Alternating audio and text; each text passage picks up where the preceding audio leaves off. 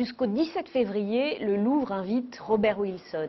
C'est une étrange invitation en 2 volets qui se situent dans 2 salles différentes du Louvre. D'un côté, on trouve dans la salle des maquettes une suite de vidéos faite par Bob Wilson. Donc Bob Wilson, c'est ce metteur en scène de théâtre et d'opéra archi connu qui travaille beaucoup en France. Il a réalisé des vidéos qui représentent qui? La superstar médiatique et à mon avis pas toujours crédible, Lady Gaga.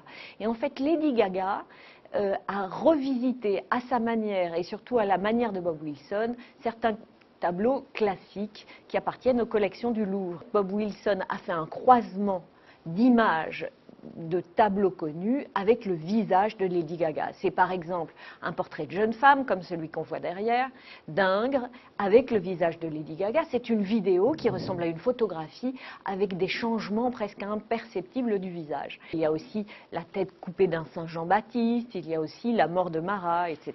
Par ailleurs, dans une seconde salle qui s'appelle la salle Denon, il a reconstitué, devinez quoi, sa chambre, sa propre chambre. En fait, sa chambre, c'est comme un mausolée. Autour de lui, toutes ses collections qui sont accrochées à touche-touche sur les murs. Il y a ses collections de chaises, il a commencé très tôt à collectionner les chaises. Il y a le premier tableau qu'il a acheté, qui est un tableau peint par une femme peintre noire qu'il a acheté à 12 ans.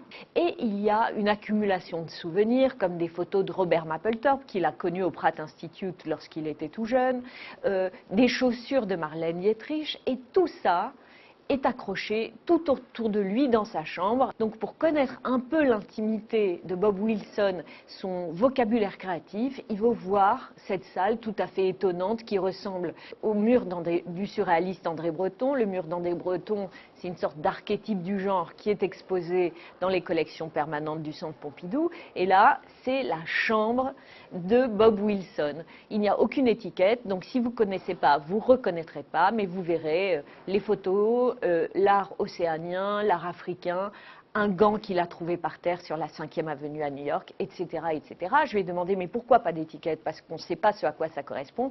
Il me dit, mais dans ma chambre, il n'y a pas d'étiquette. Bonne conclusion. Je vous remercie. À bientôt.